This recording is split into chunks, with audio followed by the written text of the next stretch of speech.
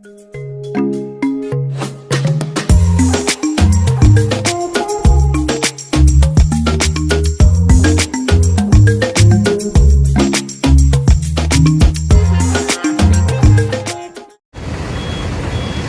मैं अभी खड़ी हूँ रामेश्वरम की जो मार्केट है उसके अंदर एक बस स्टॉप है वहाँ पे। तो यहाँ से मुझे पम्बन ब्रिज जाने के लिए बस मिल जाएगी एंड शेयर में ऑटोस भी मिल जाएगी। अगर मैं प्राइवेट ऑटो से जाती हूँ पम्बन ब्रिज एंड यहाँ के लोकल साइट सीन करने के लिए तो मुझसे कुछ 1000 समटाइम्स 1200 भी चार्ज कर रहे हैं। वहीं अगर मैं शेयर ऑटो ले रही हूँ तो मुझे कुछ 30 रुपीज़ लगेगा यहाँ से पम्बन ब्रिज जाने के लिए एंड पम्बन ब्रिज तक बस जो है वो ओनली 10 रुपीज़ में पम्बन ब्रिज आपको पहुँचा रही है। तो मैं बस स्टैंड से मतलब बस स्टॉप जो है वहाँ का वहाँ से बस लेके पहुँच गई हूँ यहाँ का रामेश्वरम की बस स्टैंड। अब बस स्टैंड से मुझे मतलब यहाँ मुझे बताया गया कि कोई सा भी बस जो है वो पम्बन ब्रिज होके ही जाती है। तो मैं यहाँ गवर्नमेंट बस पे चढ़ी हूँ। बस अभी निकल रही है बस स्टैंड से और अभी मैं बताती हूँ आपको कि यहाँ से पम्बन ब्रिज जाने के लिए कितना टाइम लगता है, जर्नी कैसी है and most importantly Pamban bridge कितना खूबसूरत है।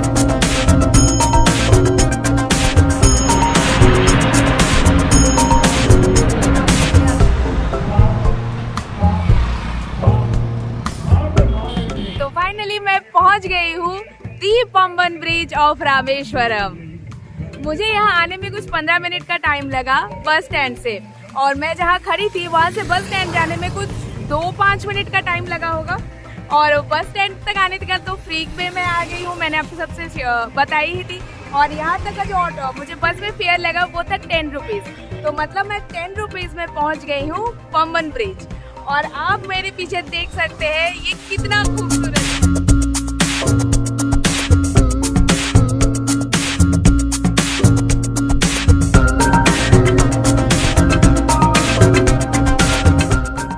तो ये है भारत की दूसरी सबसे लंबी सी ब्रिज पम्बन ब्रिज। ये ब्रिज कुछ 2 किलोमीटर लंबी है और ये ब्रिज रामेश्वरम को मंडपम से जोड़ती है। सी ब्रिज का नाम सुन के आपको ऐसा लग सकता है कि ये भी कोई देखने की जगह है, बट मेरी माने तो जब तक पम्बन का जो रेलवे ब्रिज है वो बनके तैयार नहीं हो जाता और आप रेलवे में सफ़र नहीं कर लेते तब तक कम से कम तब तक आप इसका जो रोड ब्रिज है इस पे चढ़ के इस जगह की खूबसूरती को देख सकते हैं। इस ब्रिज के ऊपर से समुंदर का जो खूबसूरत नज़ारा दिखता है ना, वो शायद ही आपने पहले कहीं देखा होगा। जितनी दूर आपकी नज़र जाती है नीला नीला समुंदर और उस समुंदर का पानी इतना क्रिस्टल क्लियर है कि पानी के नीचे का हर एक पत्थर आपको दिखेगा। एक पल के लिए मुझे तो ऐसा लगा जैसे मैं मालदीव या लक्षद्वीप में खड़ी हूँ। जी हाँ, पानी इतना क्लियर है कि मेघालय का डाउकी रिवर का पानी भी इसके आगे फीका लगने लगे। इस ब्रिज के एक साइड में आपको एक पोर्ट दिखेगा जहाँ पे ये शिप्स एंड बड़े बड़े नाव आके रुकते हैं और दूसरे साइड में आपको दिखेगा इंडियन रेलवे ब्रिज। जी हाँ, अभी तक ये ब्रिज पूरी तरह बनके तैयार नहीं हुआ है, लेकिन ये भारत का सबसे पहला वर्टिकली लिफ्टिंग ब्रिज है। मतलब जब कोई बड़ी सी जहाज इस ब्रिज के नीचे से गुजरेगी तो ये ब्रिज हॉराइजॉन्टली मूव नहीं करेगा, साइड बाय साइड मूव नहीं करेगा, बल्कि ये ब्रिज ऊपर उठ जाएगा और उस जहाज को क्रॉस करने के लिए जगह देगा। और अब पम्बन ब्रिज की इस खूबसूरती को अपनी आंखों में समेट के मैं निकल पड़ी अपनी अगली लोकेशन की तरफ। तो मैं आ गई हूँ अब्दुल कलाम म्यूज़ियम। एक्चुअली ये म्यूज़ियम नहीं है, ये है कलाम सर की समाधि स्थल। तो मैं यहाँ पे आई हूँ पम्बन ब्रिज से। पम्बन ब्रिज घूमने के बाद तो जैसे कि आप सबको मेरे वीडियो में देखा ही होगा कि मैं पम्बन ब्रिज से यहाँ आई हूँ। तो पम्बन ब्रिज के जो बस स्टैंड है वहाँ से मुझे ऑटो मिल गई और ऑटो में मैं 30 रुपीज़ फेयर दे के कुछ 10 मिनट के आसपास में मैं यहाँ पहुँच गई हूँ। वैसे यहाँ पे मैं अंदर तो अभी गई नहीं हूँ, मैं अंदर से बाहर आके आपको बताऊंगी कि अंदर का एक्सपीरियंस कैसा रहा, अंदर में एग्जैक्टली क्या क्या है। वैसे जितना मैंने सुना है अभी तक यहाँ पे कलाम सर की समाधि है और यहाँ से कुछ 5 किलोमीटर दूर जाके है सर का जो हाउस है वो। तो देखते हैं वहाँ तक पहुँच पाते हैं कि नहीं और वहाँ तक जाते हैं तो कैसे जाते हैं। फिलहाल मैं इसके अंदर जा रही हूँ और बाहर आके आप सबके साथ अपने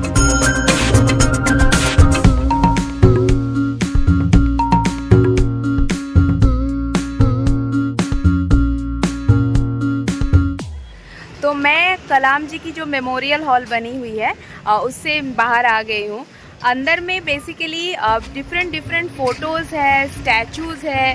कलाम जी की जो लाइफ है ना, उनकी जो डिफरेंट स्टेजेस रही होगी as a student, as a DRDO and ISRO chief, as a president, ये सारी चीज़ों को ना फोटोज़ के थ्रू, स्टैचूज़ के थ्रू दिखाया गया है। उन्होंने जितने भी एमिनेंट पर्सनैलिटीज़ से मिले हैं, जैसे कि इंदिरा गांधी जी है, पुतिन है, foreign prime ministers, then George Bush, ये सारे जो लोगों से वो मिले थे, उन्होंने जिस तरह से मिसाइल्स एंड ऑल बनाया, ब्राह्मोस, वो सारी जो बातें हैं, PSLV एंड GSLV, वो जो भी साइंटिफिक चीज़ें होती है, उन सारी चीज़ों को ना बहुत ही अच्छे से एक्सप्लेन किया गया है, फ़ोटोज़ के थ्रू दिखाया गया है, स्टैचूज़ बनाया गया है। तो बेसिकली यही है। और उसके साथ एक और जो चीज़ है वो है उनकी समाधि। उनका जो समाधि स्थल है वो भी वही है, जैसे कि मैंने आपको बताया ही है पहले भी कि ये जो वो प्लेस था कलाम जी का जो समाधि स्थल है वो। तो अब मैं पहुंच गई हूँ लक्ष्मण तीर्थम। इसका जो लोकेशन है वो है जो बस स्टैंड है ना, वो बस स्टैंड से कुछ 500 मीटर के आगे में है। आप बस स्टैंड उतर जाइए और किसी से भी पूछ लीजिए, वो आपको रास्ता बता देंगे। रोड के एकदम सामने में ही है। यहाँ आने का मतलब एक एक तरीके से फ़ायदा जो है वो ये है कि यहाँ पे आपको 3 चीज़ें एक साथ देखने को मिलेंगी। इस साइड में है लक्ष्मण तीर्थम, रोड के ऑपोजिट में आपको दिखेगी सीता कुंड या सीता तीर्थम जिसे कहते हैं, सीता माता की मंदिर, एंड उसके कुछ दूर आगे आपको मिलेगा हनुमान जी का मंदिर। तो एक ही जगह आके आप 3 चीज़ें कवर कर सकते हैं। तो अब मैं अंदर चलती हूँ और लक्ष्मण जी की मंदिर में और प्रणाम करके आती हूँ, और फिर आपको लेके चलेंगे सीता तीर्थम एंड हनुमान जी की मंदिर।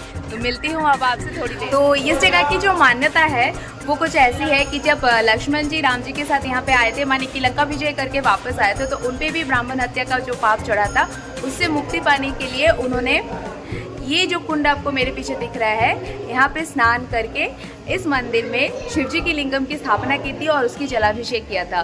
तब से ये जो शिवजी का यहाँ पे लिंगम है उसे लक्ष्मणेश्वर कहते हैं। और मान्यता ये भी है कि इस कुंड में स्नान करने से भी आपके सारे जो पाप हैं वो धुल जाते हैं। तो अब मैं निकलती हूँ अपने नेक्स्ट लोकेशन की तरफ। तो अभी मैं आ गई हूँ यहाँ की जो नेक्स्ट मंदिर है, जो एक और मंदिर है, नटराज जी की मंदिर है, मैं वहाँ पहुँच गई हूँ। आपको मेरे पीछे दिख रहा होगा इस मंदिर का एंट्रेंस। अब चलिए अंदर चलते हैं। ये मंदिर रामेश्वरम की एक बहुत ही अनोखी मंदिर है। इस मंदिर के अंदर आके एक अलग ही अनुभूति होती है। ये कोई नॉर्मल मंदिर नहीं है। यहाँ भगवान शिव की नटराज मूर्ति जो है, जो नटराज रूप है, उसकी पूजा की जाती है। मंदिर का जो इंटीरियर है वो भी बहुत ही अलग है, बहुत ही खुला और चारों तरफ से ना कांच के दीवार बने हुए हैं। तो बाकी सारे मंदिरों में जाके आपको जैसा लगेगा ना, यहाँ आके आपको ऐसा लगेगा जैसे आप कोई मॉडर्न टेक्नोलॉजी वाले मंदिर में आ गए हैं। तो ओवरऑल मेरा एक्सपीरियंस इस मंदिर में बहुत ही अलग था। एंड ऑफ कोर्स किसी भी मंदिर में आके मुझे बहुत अच्छा लगता है और बहुत शांति फील होती है। तो जब भी आप यहाँ आए तो नटराज मंदिर में ज़रूर आए।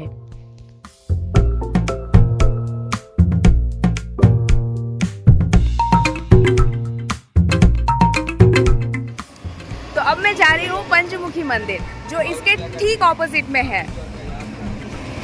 ये रही मेरे पीछे पंचमुखी मंदिर हनुमान जी की, ऑब्वियसली। तो चल के दिखाती हूँ आपको हनुमान जी की। तो मैं दर्शन करके बाहर आ गई हूँ, और ऑनेस्टली एक बात बताएं तो भगवान जी का मतलब हनुमान जी का ये रौद्र रूप जो है ना, ये मैंने आज पहली बार देखा है। आज तक मैंने जितने बार भी हनुमान जी के दर्शन किए हैं, जितने भी मंदिरों में मैं गई हूँ, हर जगह मैंने हनुमान जी को हमेशा एक सॉफ्ट, एक जो केसरी रंग में, गेरुआ रंग में देखा है।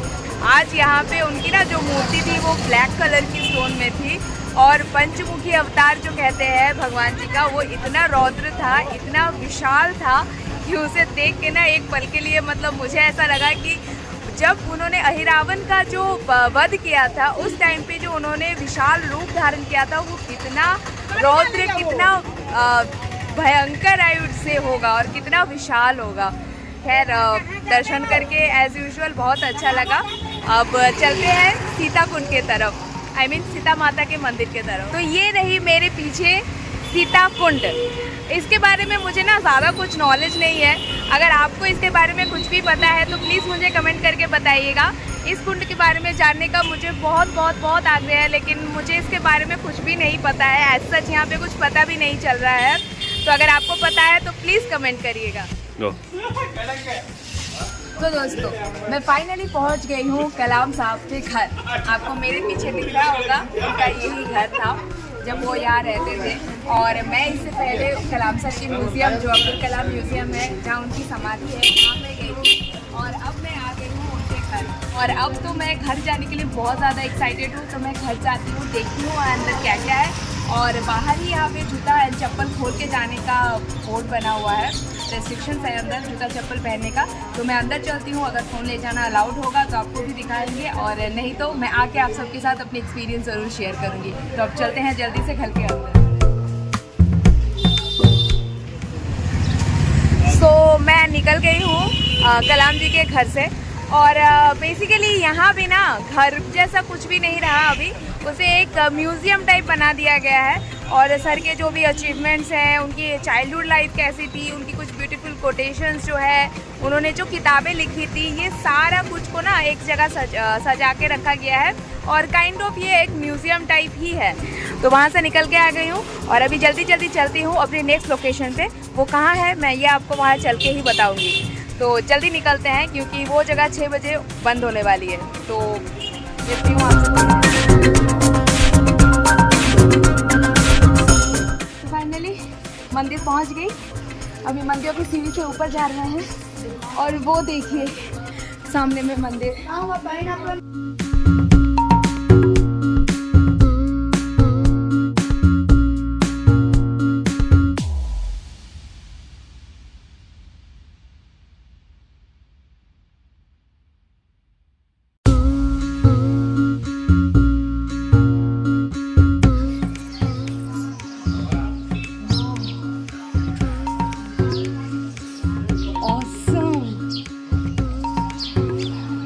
जैसे कि मैंने सुना था कि यहाँ से पूरा रामेश्वरम शहर दिखता है, सही में।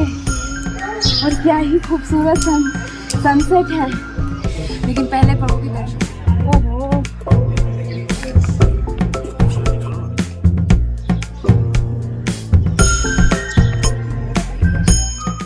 तो दर्शन मेरी हो गई रामर पादम में। बेसिकली ये है रामर झलोका।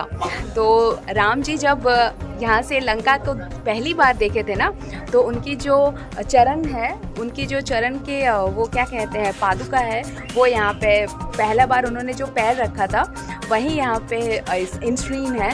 तो ये जगह जो है ये बेसिकली श्री राम जी की जो पहली चरण यहाँ पे पड़ी थी उसी के ऊपर है। यहाँ इसको राम झरोका भी कहते हैं। और यहाँ से पूरा का पूरा क्या कहे वो यहाँ से पूरी की पूरी रामेश्वरम सिटी दिखती है। तो आपको मेरे पीछे दिख रही होगी। ये नज़ारा बहुत खूबसूरत है। अभी अभी जस्ट सनसेट हुआ है और ये आपको दिख रहा होगा मेरे पीछे पूरा का पूरा Rameswaram. By the way this one is the west side और मंदिर ऑपोजिट साइड में है। बाय द वे अभी जो सनसेट हो रहा है ना, ये बहुत ज़्यादा खूबसूरत है। नज़रें तो नहीं हट रही है इससे, बट आप सबसे बात करना भी ज़रूरी है क्योंकि यहीं पे मेरी जो रामेश्वरम की ये सीरीज़ है या फिर जो यहाँ का मेरा टूर है वो ख़त्म हो रहा है। दर्शन तो मेरी हो गई है, दोनों दर्शन हो गए। एक जो शिवलिंगम की दर्शन है वो भी हो गई। आज सुबह मैंने स्फटिक दर्शन भी कर लिए और अब यहीं से मैं आप सबको मेरी तरफ से इस रामेश्वरम टूर की इस धाम यात्रा की समाप्ति करती हूँ। बट उससे पहले मैं आप सबके साथ शेयर करना चाहती हूँ कि मेरी रामेश्वरम जो ये ट्रिप रही, ये जो मेरी यात्रा रही, ये कैसी थी और इसमें मेरा एक्सपीरियंस, मेरा बजट। तो एज़ यूजुअल रामेश्वर धाम में आके मुझे बहुत अच्छा लगा। ये कोई बताने वाली बात तो है नहीं, बट स्टिल मैं आप सबसे कहूँगी कि अपने लाइफ टाइम में एक बार रामेश्वरम धाम ज़रूर आएँ।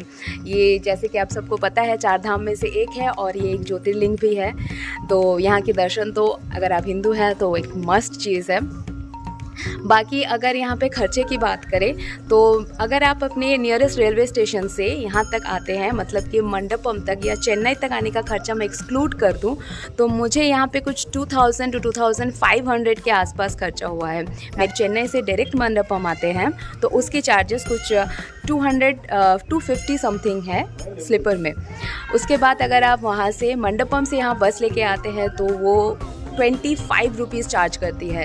देन मंडपम से बस लेके आप जब रामेश्वरम पहुंच जाएंगे तो आप अपने बजट के हिसाब से होटल ले सकते हैं। अगर आप मेरी वाले होटल में रहते हैं जहां पे 700 रुपीज़ पर डे का चार्ज था तो उस हिसाब से 2 दिन का खर्चा आता है 1400। यहाँ पे खाना पीना बहुत सस्ता है, 120 से 130 में आपको मील सिस्टम में जो खाना मिलता है ना कि थाली जो होती है साउथ इंडियन थाली वो मिल जाती है। तो खाने पीने का अगर ज़्यादा से ज़्यादा आपका 2 दिन का खर्चा भी आता है तो कुछ 500 to 1000 के बीच में आता है। तो इस तरह से मिला जुला के अगर मैं देखूं तो 2500 वो आप अगर धनुषकोडी की तरफ जाते हैं एंड अगर आप लोकल सीन दर्शन करते हैं तो उसमें कुछ 2000 रुपये आपसे ऑटो फेयर लिया जाएगा। आप लोकल दर्शन करते हैं जिसमें आते हैं ये रामरपादम, देन लक्ष्मण तीर्थ, सीता कुंड, हनुमान जी का टेम्पल, इसमें भी आपसे कुछ 1000 के आसपास ही चार्ज किया जाता है।